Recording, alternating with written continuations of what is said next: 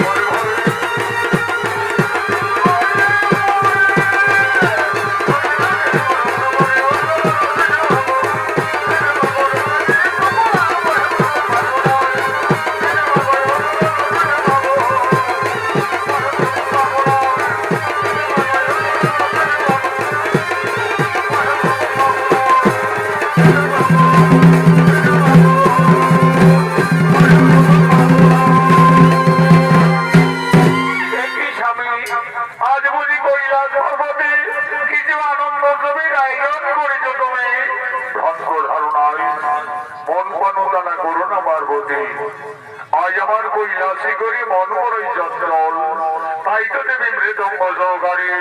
কেন স্বামী, তাহলে বুঝি কৈলাস পর্বতে আজ কিছু অসময় দেখছো? না দেবী, তাও নয়।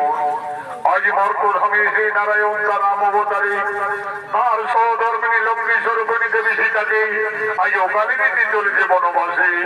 একই বলছে প্রভু, নারায়ণ রাক্ষস কুল বিনাশের জন্য রাম অবতারে মর্তলোকে গমন করেছে। তাছাড়া মর্তধামী লক্ষ্মী যারা নারায়ণ কিভাবে থাকবে প্রভু? তাই তো দেবী, সেই রামায়ণের অপূর্ব লীলা জলদেবী বর্ষাতে মর্তধামে আজ তুমি নয়ন ভরে করিবে দর্শন।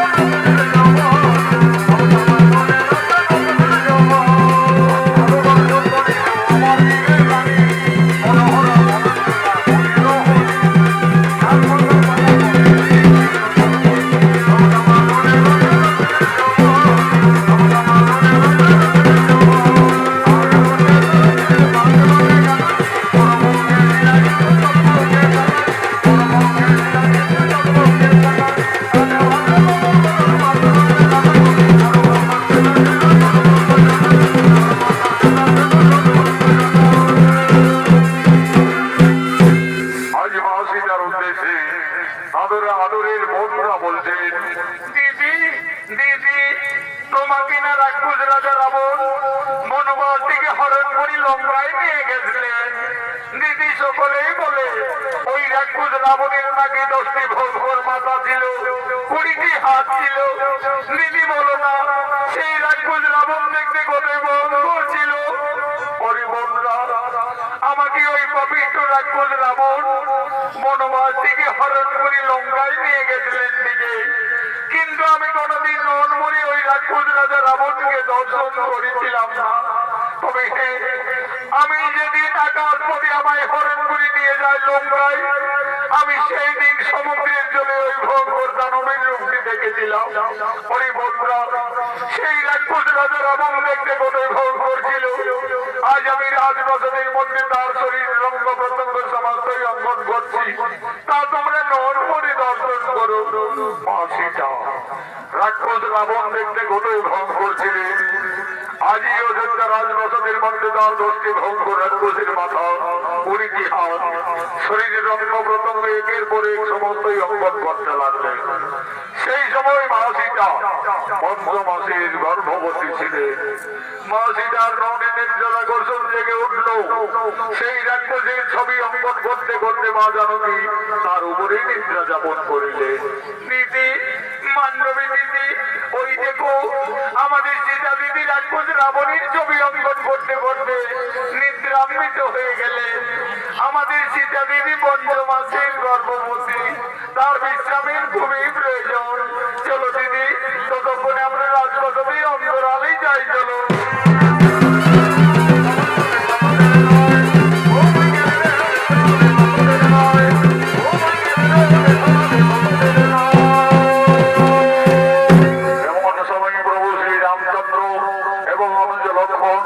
এই রাজপ্রাসাদের দিকে আগমন করছে। রাজার বেটা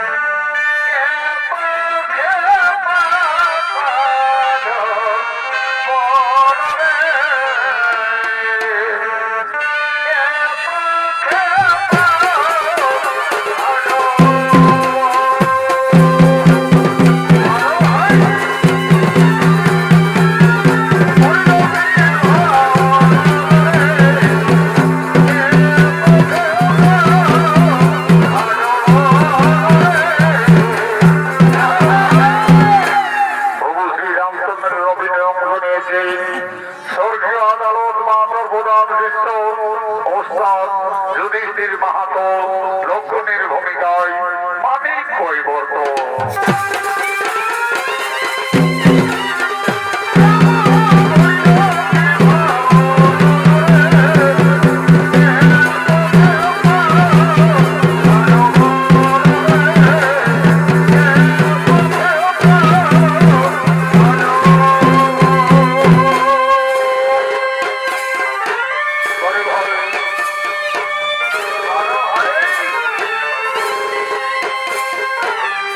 Oh!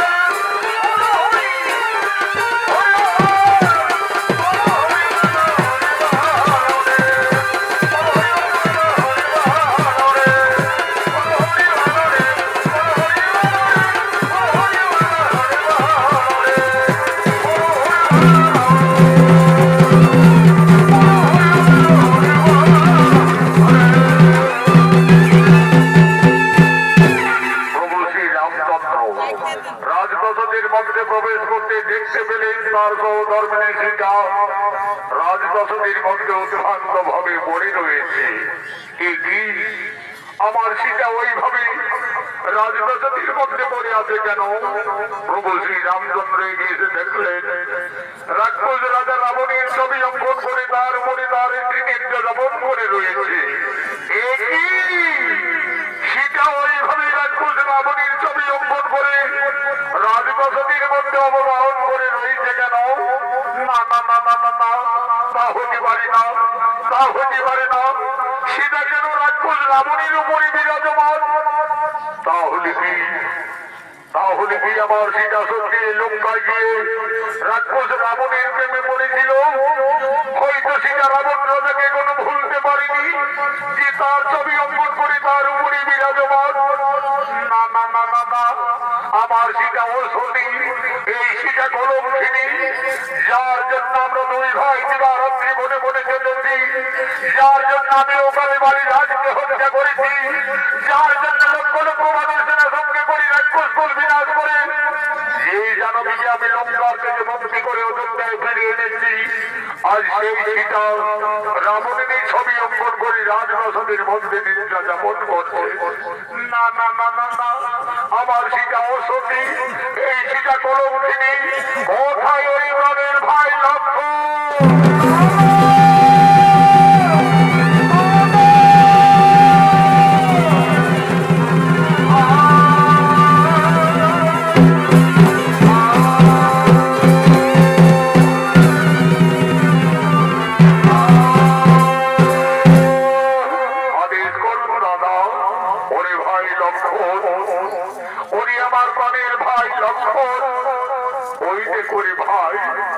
আমাদের রানী সীতা রাক্ষস রাবণের ছবি অঙ্কন করে রাজপ্রাসাদের মধ্যে নিদ্রা যাপন করে রয়েছে। ওরে ভাই লক্ষ্মণ, এই কলঙ্কিনী হইতে লঙ্কায় যে রাক্ষস রাবণের প্রেমে পড়েছিল, হয়তো সীতা রাবণ রাজাকে কোনো ভুলতে পারেনি যে তার ছবি অঙ্কন করে এখন রাজপ্রাসাদের মধ্যে বিরাজমান। ওরে ভাই লক্ষ্মণ, এই কলঙ্কিনী সীতা যদি আমাদের অযোধ্যা নগরে থাকে, তাহলে আমাদের শরীর বংশের বদনাম হয়ে যাবে রে ভাই, আমাদের রঘুকুলের বদনাম হয়ে যাবে। ওরে প্রাণের ভাই লক্ষ্মণ, এই কলঙ্কিনী যাও আমি মুখ দর্শন করতে চাই না। সূর্য বংশের জন্ম মোর বিখ্যাত জগতে বিকামর দশর, তার মধ্যে আমি রঘুনন্দন, যাও কলঙ্কিনীকে দিয়ে এসো নির্বাসনে।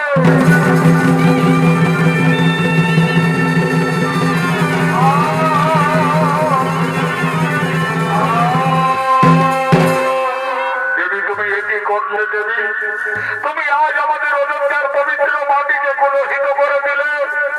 ধীরে ধীরে মা সীতার নিদ্রার আকর্ষণ ভঙ্গ হলো। চোখ মেলে চাইতেই মা জানবী রাজপ্রাসাদের মধ্যে তার দেবর লক্ষ্মণকে দেখতে পেলে।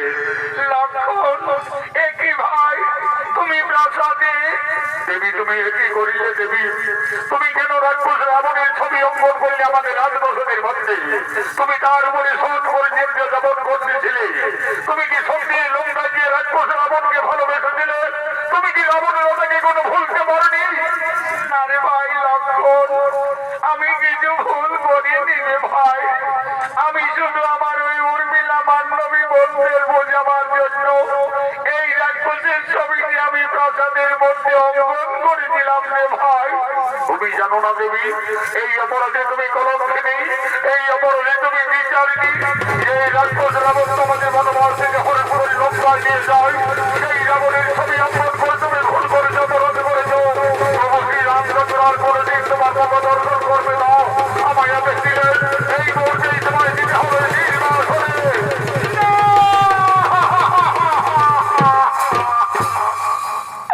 হে প্রভু, হে প্রভু রঘুনাথ, আজ তুমি আমাকে বিনা অপরাধে কলঙ্কিনী সাজালে। হে স্বামী, তুমি তো আমাকে লঙ্কার থেকে ফিরে এনে আমাকে সকলের উপস্থিতিতে অগ্নি পরীক্ষা করিয়েছিলে প্রভু। সবকিছু জেনে আজ আমি বিচারিনি। ওরে ভাই লক্ষ্মণ, তোমার দাদা যখন আর আমার মুখ দর্শন করতে চাই না, তাহলে আমার এই অযোধ্যায় থাকার কোনো প্রয়োজন হবে না রে ভাই। চলো ভাই, তুমি আমায় দিয়ে এসো বিনা দোষে বনবাসী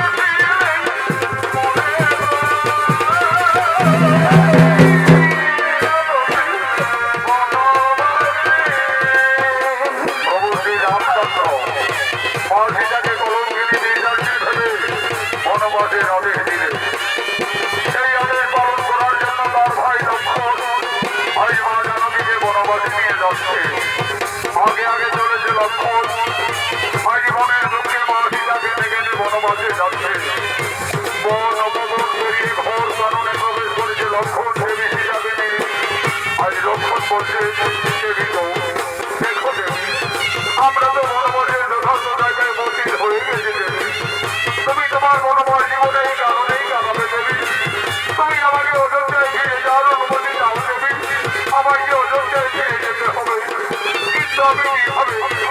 আমি কিভাবে একটি মধ্যমাসের গর্ভবতী নারীকে মনের মধ্যে দিয়ে যাব তুমি আমায় ক্ষমা করে দাও দেবী আমায় তুমি ক্ষমা করে দাও এই জননীর জন্য আমি 12 বছর অনাহারে অনুযায়ী ছিলাম যে জননীর জন্য আমি 24 মাস মুখে ধারণ করেছিলাম আজ সেই জননীকে আমায় বনবাসে দিয়ে যেতে হবে আমায় ক্ষমা করে দাও দেবী আমায় তুমি ক্ষমা করে দাও ওরে ভাই লক্ষ্মণ তুমি তো তোমার দাদার আদেশ পালন করেছো রে ভাই তুমি ফিরে যাও ভাই অযোধ্যায় তোমার দাদা আমাকে বিয়ের সময় দিয়েছিলেন আমার গলার মুক্তার হাত কানের দোল পায়ের নতুন আমার বনবাসে এই অলঙ্কারের স্বভাব হবে না রে ভাই এই অলঙ্কারগুলি তুমি ফিরে দিয়ে যাবে অযোধ্যায় তোমার দাদার অপরাধের কাছে দিয়ে বলবে দাদা তোমার আদেশ আমি পালন করি তোমার রানীকে আজ আমি বনবাসে দিয়ে এসেছি বনবাসে দিয়ে এসেছি বনবাসী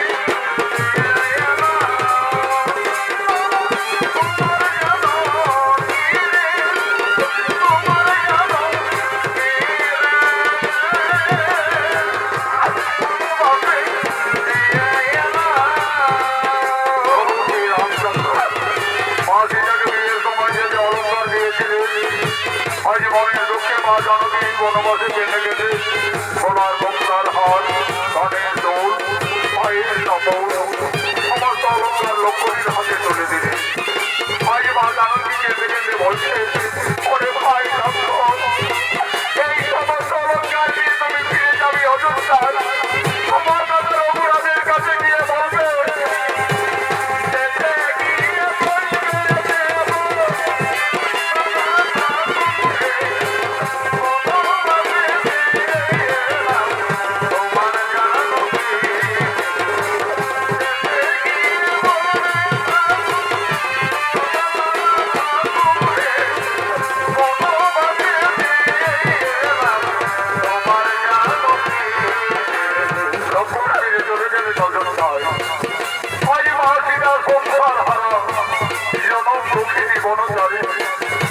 আজ মা জননী মনে মনে কাটছে আর ননের ধারা অবিরত হয়েছে আজ মা সীতা কাটছেন আর কেঁদে কেঁদে বলছে হে বিধাতা এখন আমি কোথায় যাব এই বনবাসে আমি কি খাবো আমি কিভাবে আমার এই গর্ভের সন্তানে বাঁচাবো না না না না আমি আর কোথাও যাব না আমার বেঁচে থাকার চেয়ে আমার মরে যাওয়াই ভালো হবে আমার মরে যাওয়াই ভালো হবে হে প্রভু রঘুনাথ তুমি ছোট যুগে যুগে আমাকে কাঁদিয়েই চলেছ প্রভু আমার এই নারী জনম দুঃখের জীবন যুগে যুগে আমায় কেঁদেই যেতে হলো প্রভু কেঁদেই যেতে হলো চারি যুগে আমি বড়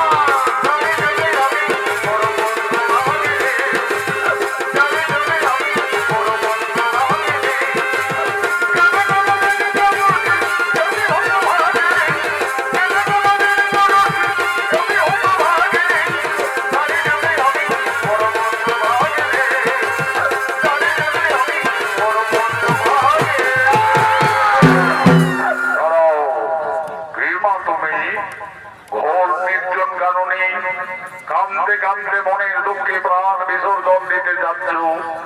তুমি জানো না নারী, মানব জীবনে আত্মহত্যা মহাপাপ। বাবা, আমার বেঁচে থেকে কিছু লাভ হবে না যোগী বাবা। আমার স্বামী আমাকে বিনা অপরাধী কলঙ্কিনী ভেবে আমাকে বনবাসে পাঠিয়েছে বাবা। আমি সংসার হারা জনক নন্দিনী সীতা। মা সীতা, তুমি বনবাসে এসেছো মা?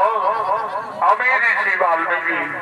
আমি জানতাম না জানো কি, একদিন না একদিন তোমাকে বনবাসে আসতেই হবে। মা সীতা, তুমি কেন না মা, তুমি কেন না? বিধির বিধান কেউ লঙ্ঘন করতে পারে না মা, বিধির বিধান কেউ লঙ্ঘন করতে পারে না। মা সীতা, তোমার বনবাস জীবন কাটাবার জন্য আমি এই তপবনে পূর্বে একটি সুন্দর পাতার কুটির নির্মাণ করে রেখেছি। চলো মা জানকী, তুমি না খেলে না ভেবে তোমার বনবাস জীবন ওই পাতার কুটিরেই কাটাবে। চলো আমার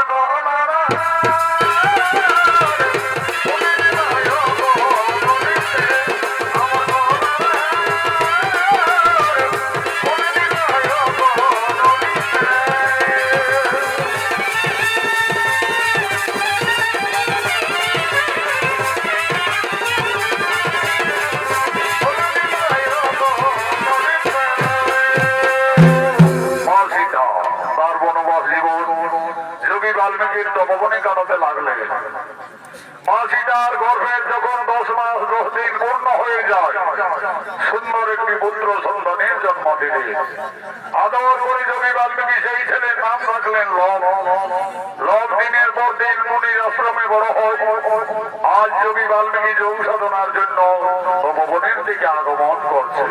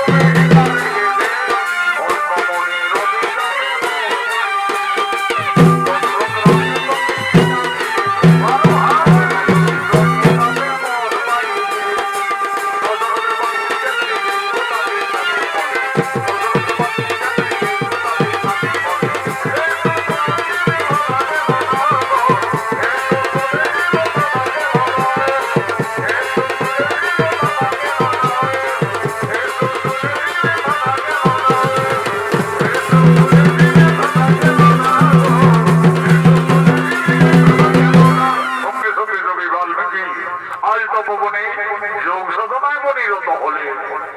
ওম নমো শ্রী ব্রহ্মদেবায় নমো নমঃ। ওম নমো শ্রী ব্রহ্মদেবায় নমো নমঃ। ওম নমো গুরু ব্রহ্মা গুরু বিষ্ণু গুরু দেব মহেশ্বর গুরুবে পরম ব্রহ্ম তস্মৈ শ্রী গুরুবে নমো নমঃ। ওম নমো শ্রী ব্রহ্মদেবায় নমো নমঃ। এমন সময় মা সীতা এসে বলছে, বাবা বাবা। কি মা সীতা? বলো মা সীতা, তোমার কি হয়েছে মা? বাবা, আমার পুত্র লব ওই দিকো বাবা, সেগুন বৃক্ষতলে ঘুমিয়ে আছে বাবা। আমি ততক্ষণে ওই সরোবর থেকে স্নান সেরে জল নিয়ে ফিরে আসছি বাবা। দেখো মা সীতা, তুমি স্নানে যাবে চলে যাও, কিন্তু দেরি করো না মা, কারণ তোমার পুত্র লব ছোট্ট বালক, সে খুবই উপদ্রব করে, সে এখন ঘুমিয়ে রয়েছে। থাক, আমি এখন এখানে ধ্যানে আছি। যাও মা, তুমি আর বিলম্ব না করে তাড়াতাড়ি স্নান সেরে জল নিয়ে ফিরে আসবে। যাও।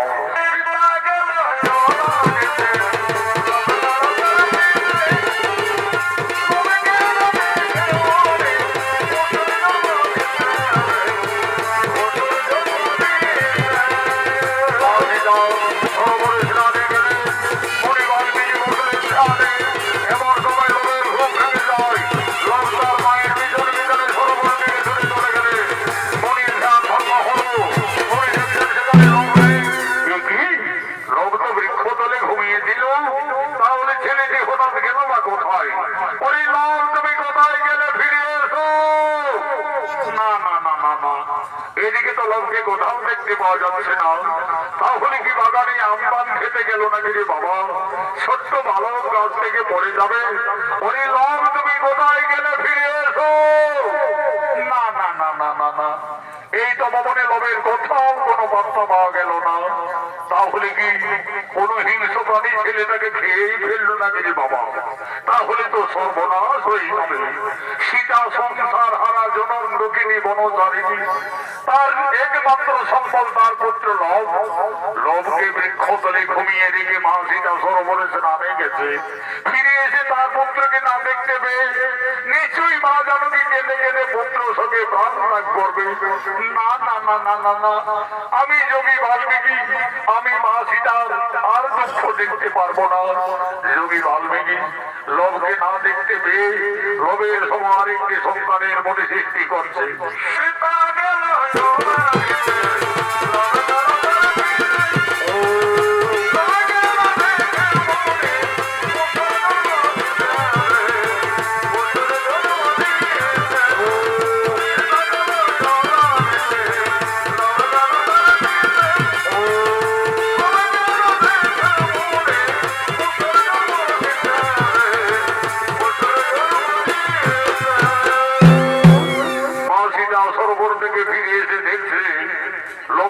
আরেকটি সন্তান সেই বৃক্ষ তলে ঘুমিয়ে আছে। বাবা বাবা, ওই ছেলেটি আবার কোন ছেলে বাবা? কেন মা সীতা, তোমার পুত্র লব? তুমি এই তো বলে গেলে বাবা আমার সন্তান ঘুমিয়ে আছে, তাকে তুমি দেখো। আমি তো দেখছি মা, তোমার পুত্র তো বৃক্ষ তলে ঘুমিয়ে আছে। না বাবা, তোমার কথা ভুল হচ্ছে। এই দেখো বাবা, আমার ছেলেটা আমার পিছনে পিছনে সরোবরে চলে গেলেন।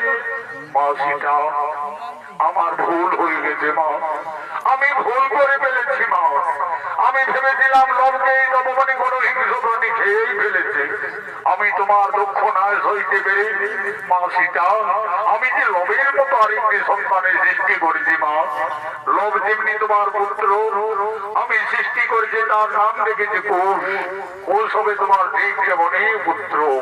কোষ কোষ ঘোষ তুমি উঠে এসো ঘোষ, ওই দেখো ঘোষ তোমার মাথা দাঁড়িয়ে আছে।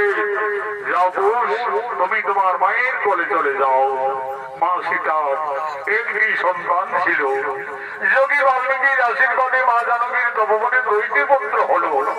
তার 2 সন্তানকে নিয়ে মা সীতা তার বনবাস জীবন আনন্দেই কাটাতে চলেছে।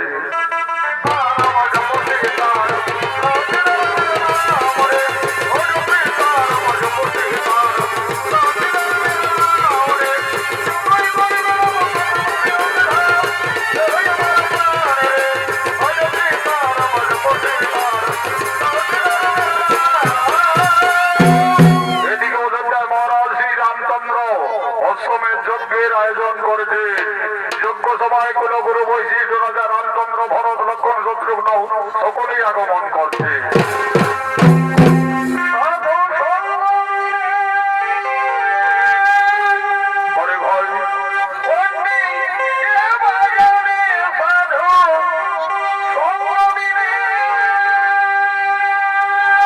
আচ্ছা আচ্ছা আচ্ছা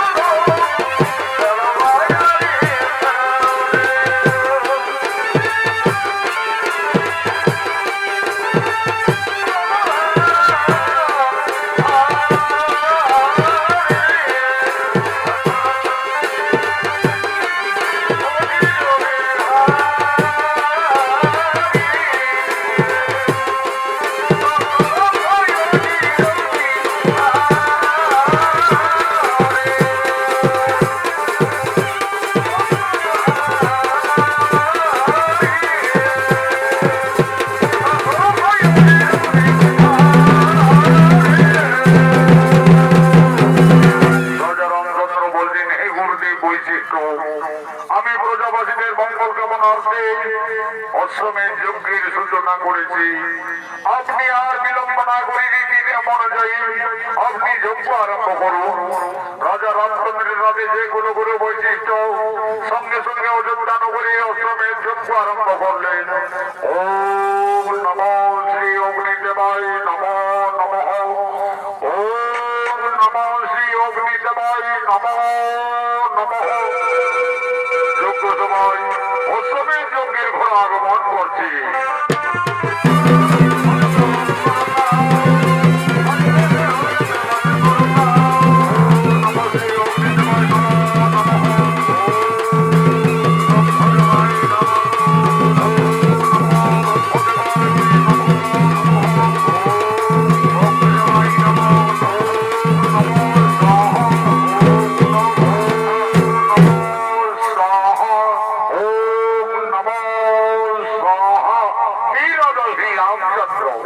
আমাদের অশ্বমেধ যজ্ঞ প্রায় সমাপনের মুখে। আর বিলম্ব না করে এই অশ্বমেধ যজ্ঞের ঘোড়ার কপালে সন্ন্যাস করে সুন্দরভাবে লিপিবদ্ধ করুন। এই ঘোড়া রাজা রামচন্দ্রের অশ্বমেধ যজ্ঞের ঘোড়া। এই ঘোড়া যতদূর পরিভ্রমণ করবে ততদূর অযোধ্যার সীমানা বলে পরিচিত থাকবে। আর যদি কেউ বাহুবলে এই ঘোড়াকে বন্দী করে তাহলে রাজা শ্রী রামচন্দ্রের সঙ্গে যুদ্ধ করতে হবে। কুলগুরু বৈশিষ্ট্য দেশে রাজা রামচন্দ্র অশ্বমেধ যজ্ঞের ঘোড়ার কপালে লিপিবদ্ধ করিলেন। ঘোড়া যজ্ঞস্থল থেকে যাচ্ছে, ঘোড়ার পিছনে পিছনেই অযোধ্যার সমস্ত সেনারা যেতে লাগলেন।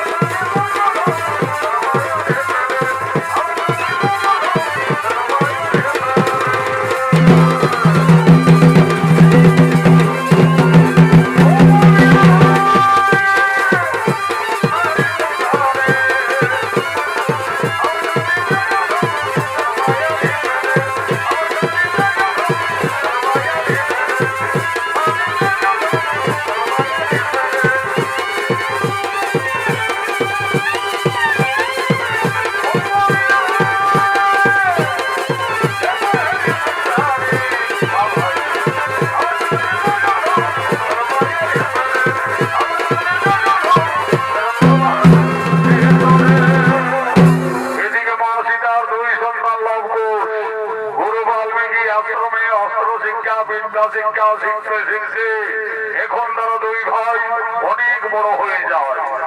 আজ তারা মনের আনন্দে মনের তপমনে খেলা করার জন্য দুই ভাই আগমন করছে।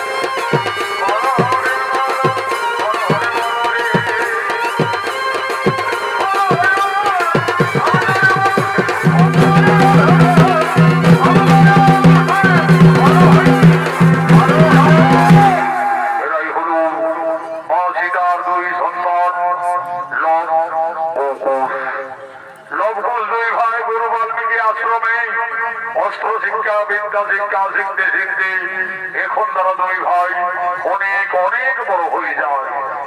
আজ তারা মনের আনন্দে মনের তপমনে দুই ভাই খেলা করার জন্য আগমন করেছে।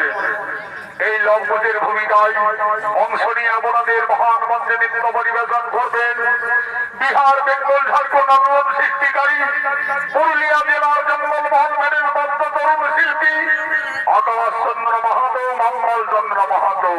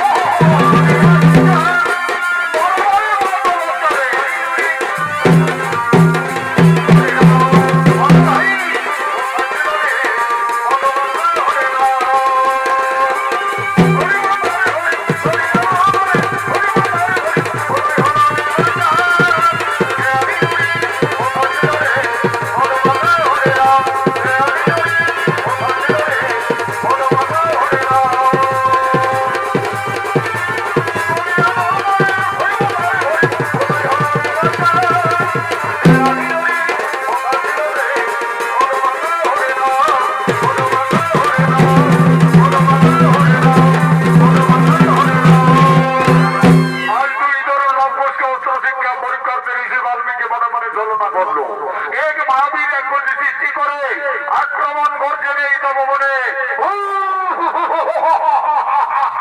ওরে ভাই কোন ওই দেখো ভাই একটি ভঙ্গর এক গতি এই তপবনের দিকে ছুটে আসছে। চলো ভাই ততক্ষণে আমরা কুটিরে পালিয়ে যাবো। না দাদা, আমরা কুটিরে পালাতে যাবো কেন?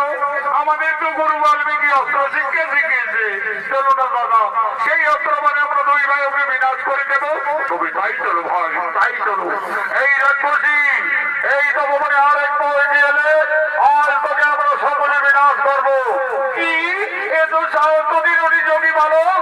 আজ আমি তোদের তপবনে খেয়ে ফেলবো।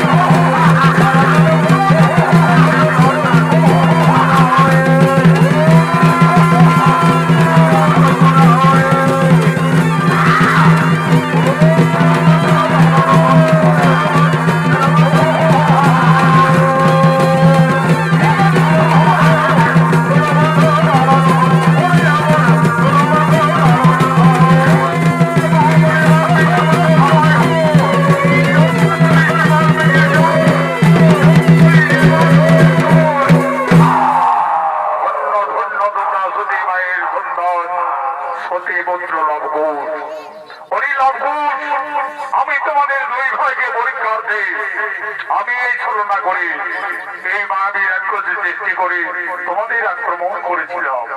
আমার শিক্ষা অস্ত্র মানে তোমরা এই তরুণ বয়সে যথাযথ এই মহাবীর রাক্ষসীকে বিনাশ করেছো, একে তোমরা সংহার করেছো। ওরে লঙ্কুশ, তোমরা দুই ভাই রণশিক্ষায় উত্তীর্ণ হয়ে গেলে। তোমাদের আশ্রমে বিদ্যা শিক্ষা অস্ত্র শিক্ষা সকলেই সম্পন্ন হলো। কালকে আমি তোমাদের নীতি যোগে দুই ভাইকে মূল মন্ত্র দান করব। কিন্তু দেখো লঙ্কুশ, গুরু বাল্মীকির আশ্রমে শিক্ষার পরে গুরুদেবের চরণ তলে যৎকিঞ্চিৎ গুরু দক্ষিণা দিয়ে আশীর্বাদ দিয়ে দিতে হয়। মনে রাখবে কালকে তোমাদের দুই ভাই গুরু দক্ষিণার দিন। তাই আমি গুরুদেব, আমরা কালকে আশ্রমে আসার সঙ্গে সঙ্গে আমাদের মাতা জননীর কাছ থেকে আমরা যথার্থই আমাদের গুরু দক্ষিণা নিয়ে আসবো। দেখো লঙ্কুশ, মনে থাকে যেন কালকে তোমাদের দুই ভাইয়ের গুরু দক্ষিণার দিন।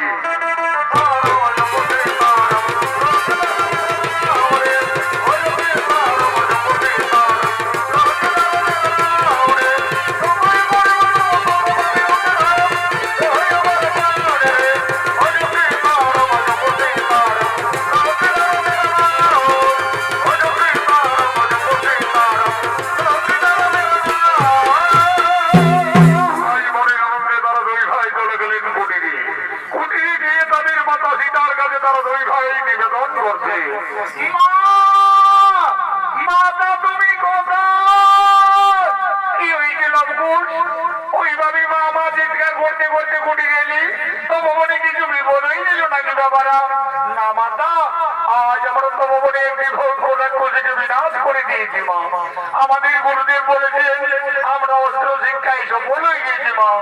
আমাদের আশ্রমে বিদ্যা শিক্ষাও সম্পন্ন হয়ে গেছে। কালকে আমাদের আশ্রমে গুরু দক্ষিণা দিতে হবে। দাও মা, আমাদের গুরু দক্ষিণা দাও। ওরে লঙ্কুশ, ওরে পুত্রগণ, তোমরা তো দুই ভাই বড় হয়েছো, তোমরা তো সকলেই বুঝতে পারছো আমরা যে বনবাসী বাবারা, আমাদের কুটিরে কিছু নেই লঙ্কুশ। আমি নিজেই তোমাদের গুরু দক্ষিণার থেকে মুক্তি করবো।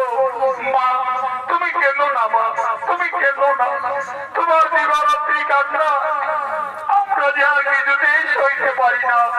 জানো মা, আমাদের গুরুদেব বলেছে চুরি করা অপরাধ হয়, কিন্তু চেয়ে নেওয়া অপরাধ হই না।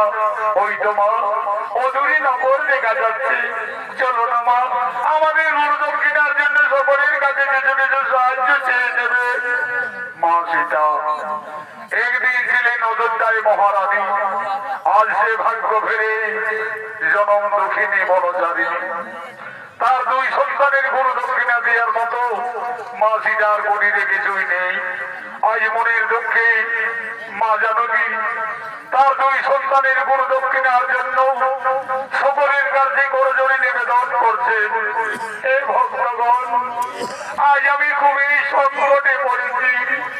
আমার দুই সন্তানের গুরু দক্ষিণা দেওয়ার মতো আমার কুটিরে কিছুই নেই। আজ আমি সকলের কাছে করজোড়ে নিবেদন করছি, আপনারা সকলেই কিছু কিছু সাহায্য করে আমার দুই সন্তানের গুরু দক্ষিণার দিকে আপনারা মুক্তি করেছি, মুক্তি করেছি।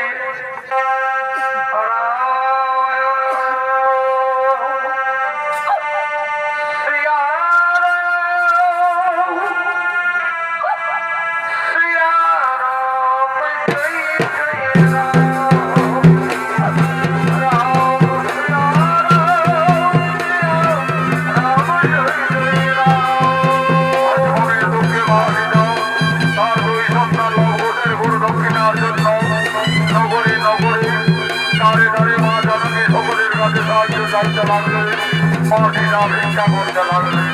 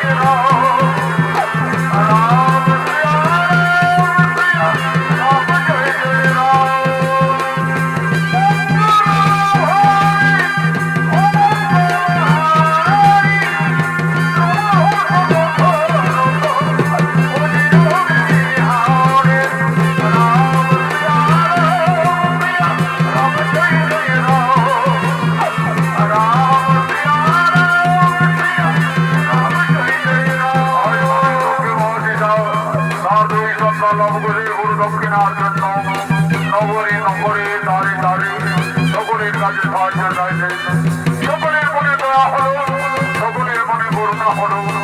আজ যে যেমন পারলেন মা সীতার দুই সন্তান লক্ষ্মণের গুরু দক্ষিণার জন্য সকলেই কিছু কিছু আপনি সাহায্য করলেন। মা জানকীর বনমা জীবনে যথেষ্টই মন্ত্রা হলো। আজ মা জানকী বলছে, মনে লক্ষ্মণ এই যে বাবারা আমাদের সকলেই করুণা করেছে, সকলেই দয়া করেছে। এই মন্ত্র আশ্রমে গুরুদেবের চরণ ধরে প্রণাম জানিয়ে তোমরা আশীর্বাদ দিয়ে দেবে বন্ধুগণ। নগরে নগরে ভিক্ষা করেছে, অর্থ পেয়েছে। আজ সমানভাবে তার দুই সন্তান লক্ষ্মণের হাতে মা জানকী চলেছে। আজ মা সীতা বলছে, হরি লক্ষ্মণ আর বিলম্ব করো না। মা তুমি কেন না মা, তুমি কুটিরে যাও মা, আমরা গুরু দক্ষিণা দিয়ে অচিরেই ফিরে আসবো মা, অচিরেই ফিরে আসবো।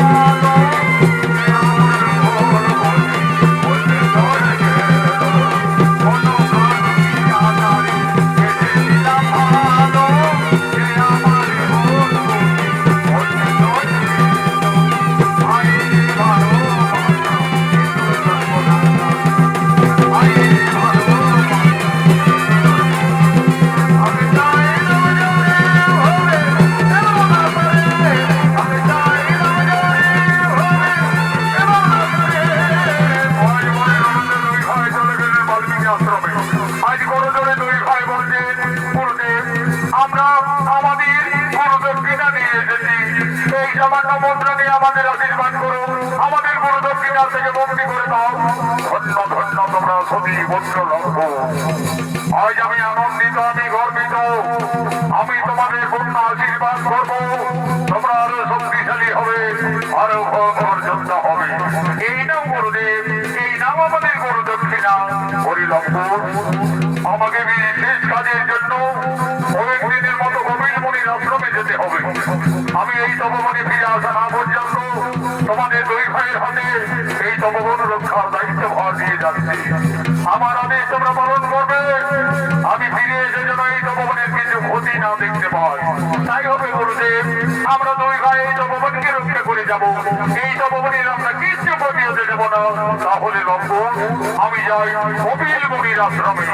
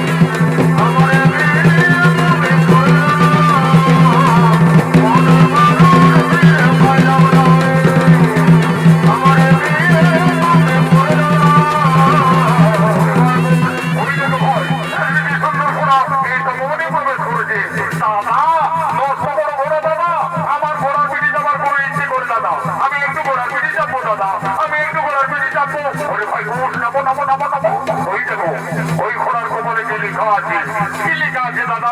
ওই যে গোপাল। এই ঘোড়ার কোমরে সোনার করে লেখা রয়েছে, এই ঘোড়া অযোধ্যার মহারাজ শ্রী রামচন্দ্রের অষ্টমীর চক্রের ঘোড়া। এই ঘোড়া যতদূর যাবে ততদূর অযোধ্যার সীমানা বলে পরিচিত থাকবে। আর যদি কেউ বাহু বলে বন্দি করে, তাহলে রাজা শ্রী রামচন্দ্রের সঙ্গে যুদ্ধ করতে হবে। দাদা, এই ঘোড়া তো আমাদের গুরু বাল্মীকির তপবনে প্রবেশ করেছে। চলো দাদা, এই ঘোড়াকে আমরা তপবনে বন্দি করবো, প্রয়োজনে আমরা যুদ্ধ করবো। তবে তাই চলো ভয়, তাই চলো। ওরে হরিহ, তুমি আমাদের তপবনের বন্ধু, আমাদের সঙ্গে খেলা করবে। চলো ভাই কোন আমাদের বন্ধু ঘোড়ার পিঠে ধরে আমরা এই তপবনে খেলা করি।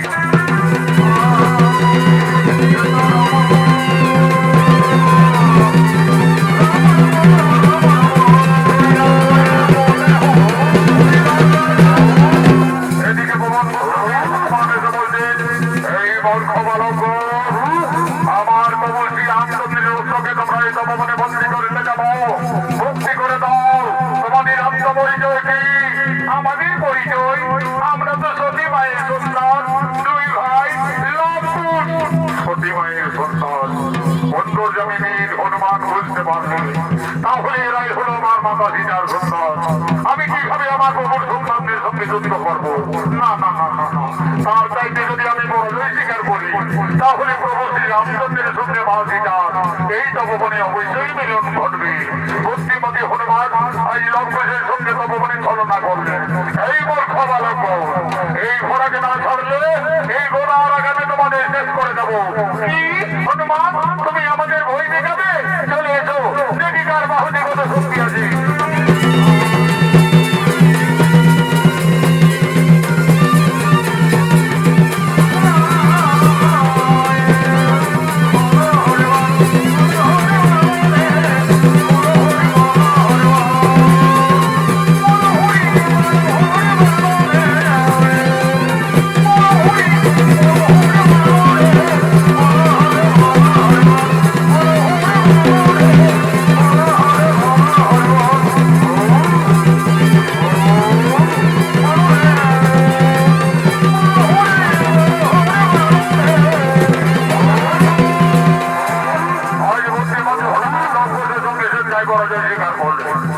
হনুমানকে বন্দী করলেন তারা এই তপবনের বৃক্ষডালে। এমন সময় উপস্থিত হয়ে গেলেন ভরত শত্রুঘ্ন।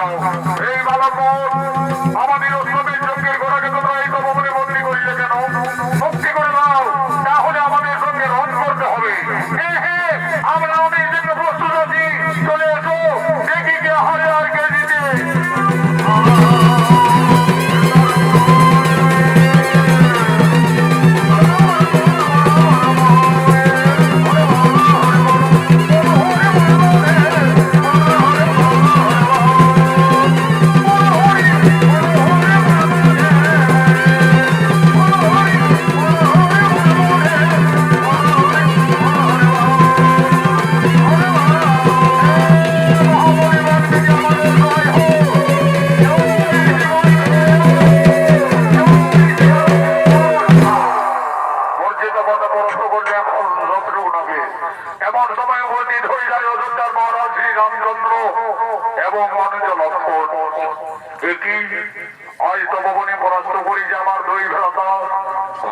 পুত্র হনুকে আজ পরাস্ত করেছে পবন পুত্র বীর হনুমানকে বন্দি করেছে আমার অশ্বমের যজ্ঞের ঘোড়াকে। কেমন শক্তিশালী দুই ঋষি বালক, কে বাবা তোমরা? আমরা সতী মায়ের সন্তান, গুরু বাল্মীকি শিষ্য, দুই ভাই লবকুশ। লবকুশ, দেখো লবকুশ, এই ঘোড়াকে তোমরা বন্দি করে ভুল করেছো, এই ঘোড়াকে তোমরা মুক্তি করে দাও বালকগণ। তাহলে তুমি এই অযোধ্যার মহারাজ শ্রী রামচন্দ্র? হ্যাঁ বালকগণ, তোমাদের অনুমান সত্য। আমি অযোধ্যাপতি ত্রিলোকজয়ী রাজা শ্রী রামচন্দ্র।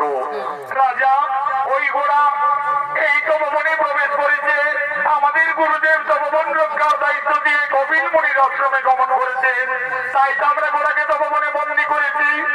তাহলে তোমরা রণের জন্য প্রস্তুত হয়ে যাও বালকগণ। আমার সঙ্গে যে তোমাকে রণ করতে হবে, আর আমি ত্রিলোকজয়ী, আমার সঙ্গে তোমরা কোনোভাবেই রণে উত্তীর্ণ হতে পারবে না। আমার রণে তোমাদের মৃত্যু হয়ে যাবে। তোমাদের মৃত্যুর সংবাদ পেয়ে তোমাদের পিতা মাতা কতই না দুঃখ পাবে। দেখো বালকগণ, তোমরা কোন ঋষি পুত্র, কে তোমাদের পিতা, কে বা তোমাদের মাতা? আমরা তো আমাদের পিতার নাম জানি না, এইটুকু জানি আমরা সতী মায়ের সন্তান, দুই ভাই লবকুশ। লবকুশ, তোমরা তোমাদের পিতার নাম জানো না? আমি কিভাবে এই অবোধ বালকদের সঙ্গে রণ করতে পারি? দেখো লবকুশ, তোমরা অবোধ বালক, আমার পুত্র সম। একবার আমায় পিতা সম্বোধন করো, আমি পুত্র ভেবে তোমাদের দুই ভাইকে ক্ষমা করে দেব। এই রাজা, তোমাকে আমরা বাবা বলতে যাব কেন? তুমি আমাদের বাবা বলো না দেখছি। শান্ত হও বালকগণ, আমি যদি তোমাদের বাবা সম্বোধন করি, তাহলে বিনা যুদ্ধে আমার এই অস্ত্রকে মুক্তি করে দেবে তো? তা নয় পরে দেখা যাবে, আগে বলে দেখো না। আচ্ছা বালকগণ, আমি না হয় তোমাদের বাবাই বললাম। এই রাজা, তুমি কাকে বাবা বললে? আমাকে বাবা বললে না আমার দাদা লবকে বাবা বললে? কেন বালকগণ, আমি তোমাদের দুই ভাইকেই বাবা বললাম। তাহলে বলো দেখি রাজা, তোমার মায়ের কোটা স্বামী? ওই বর্ষধরণী ঋষি বালক, তোমরা সাবধান হও, তোমরা রাজা শ্রী রামচন্দ্রের উপস্থিত রয়েছ। আমরা সতী মায়ের সন্তান, রণকে ভয় পাই না রাজা। চলে এসো সম্মুখ সমরে, বিনা যুদ্ধে না চলিব শ্রমের যজ্ঞের ঘোড়া।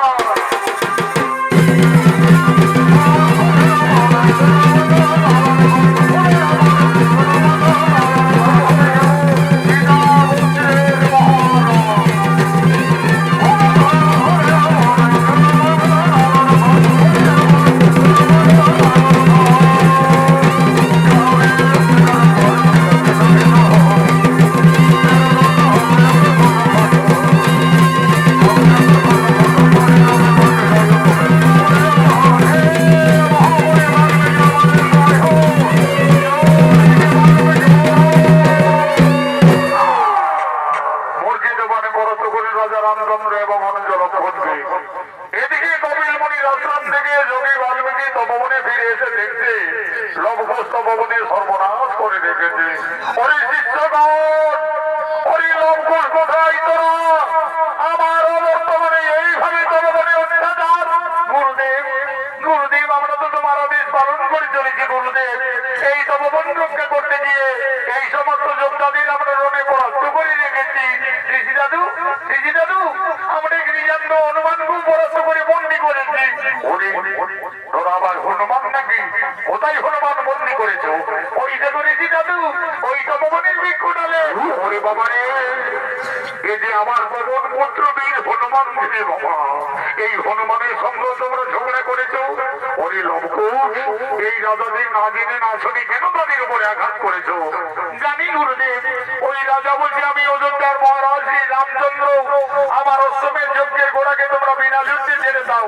আমরা ছাড়িনি গুরুদেব, আমরা তোমার আদেশ পালন করে চলেছি। ওরে লবকুশ, আমার আদেশ পালন করতে গিয়ে তোরা তো নিজেরাই নিজেদের এই সর্বনাশ করে নিয়েছি। যা যা, আর বিলম্ব না করে তোদের মাতা সীতাকে তোরা তাড়াতাড়ি তপবনে ডেকে নিয়ে আয়। তোদের মাতাই বলবে ওই রাজার সঙ্গে তোমাদের পরিচয় কি। মা, তুমি তাড়াতাড়ি তপবনে এসো মা। ওরে লবকুশ, তপবনে কি হয়েছে বাবারা? মা, আজ তপবনে আমরা যুদ্ধে জয়ী হয়ে গেছি মা। জানতো হনুমানকে আমরা পরাস্ত করে বন্দি করেছি মা। ওই লোক কোথায় হনুমান মন্দিরে যেতে বাবারা? ওই দেখো মাতা, ওই তপবনের বৃক্ষ ডালে ওরে লবকুশ, এ তো পবন পুত্র। এই বীর হনুমানকে তোমরা কেন বন্দি করিলে বাবারা? লবকুশ, ওই হনুমানকে তোরা মুক্তি করেছে। ওই হনুমান একদিন আমার মান রেখেছে। ওই হনুমান আমার জন্য লঙ্কায় কতই না দুঃখ পেয়েছে। দে বাবারা, হনুমানকে ছেড়ে দে। মা সীতা, ওদিকে তো বৃক্ষ ডালে হনুমানকেই দেখেছ, আর এই দিকে তাকিয়ে দেখো মা, তোমার সন্তানরা, তোমার স্বামী, তোমার দেবরদের সকলকেই রণে জর্জরিত করে রেখেছে। আরে লবকুশ, এ তোরা কি করিলি বাবারা? তোরা কাদের সঙ্গে যুদ্ধ করেছ, রণ করেছ? তোরা তো সকলই সর্বনাশ করে দিলে লবকুশ। আমার হাতের শাখা সীতার সিঁদুর আজ তপবনে সকল মুছে দিলে পুত্র। বাবা, আমি আমার বনবাস জীবনে তোমার কাছে কোনোদিনই কিছু চাইনি বাবা। আজ আমার দুই অবধ সন্তানে ক্ষমা করে আমার স্বামী এবং দেবরগণকে পুনরায় জীবিত করে দাও বাবা, পুনরায় জীবিত করে দাও। মা সীতা, তুমি কেঁদো না মা, তুমি কেঁদো না। তারা কেউ মারা যায়নি মা, তারা লঙ্কুশের রণে পরাস্ত হয়ে আর অবস্থায় পড়ে আছে। আমি পুনরায় ওম নমো হ্রিং ক্লীং স্বাহা, ওঠো রাজা শ্রী রামচন্দ্র। ওম নমো স্বাহা, ওঠো বীর অনন্ত লক্ষণ। ওম নমো স্বাহা, ওঠো বীর ভরত কুমার। ওম নমো স্বাহা, ওঠো শত্রুঘ্ন।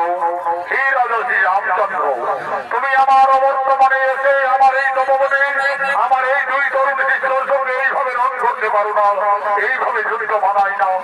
মনে পড়ে রাজা, একদিন তুমি তোমার রানীকে গলন্দিনী ভেবে পঞ্চমাসের গর্ভবতী অবস্থায় বনবাসে দিয়েছিলে। শত্রুঘ্ন, শত্রুঘ্ন এখনো তুমি বলে রয়েছ। ওম নমো স্বাহা, ওম নমো স্বাহা, ওম নমো। ঠিক আছে রামচন্দ্র, যাদের সঙ্গে তুমি ঝগড়া করছো, রোধ করছো,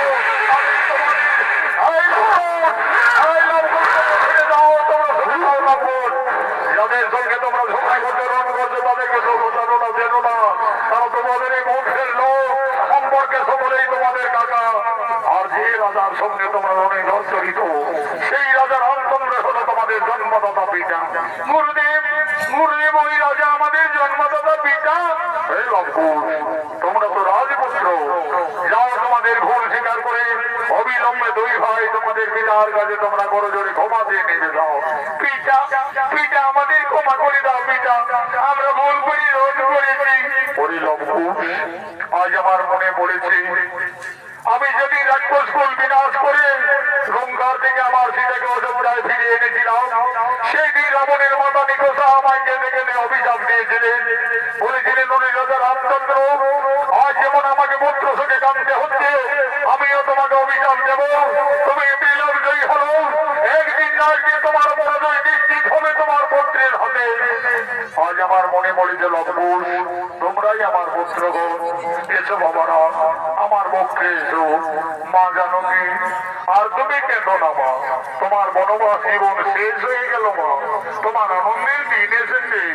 যাও মাসি, যাও, তোমার স্বামী, তোমার পরিবারের সকলে তোমার অপেক্ষায় দাঁড়িয়ে রয়েছে। রাজা শ্রী রামচন্দ্র একদিন মাসিটাকে কলঙ্কিনী বিচারিণী ভেবে ক্রোধবশত পঞ্চমাসের গর্ভবতী অবস্থায় বনবাসে পাঠিয়েছিলেন। ঋষি বাল্মীকির আশীর্বাদে ফিরে পেলেন তার স্ত্রী সন্তানকে। আনন্দ হল, জয় জয় করে রাম ভক্ত পবন পুত্র বীর হনুমান বলছেন, বলো বলো সীতা অবধি রাজা শ্রী রামচন্দ্র।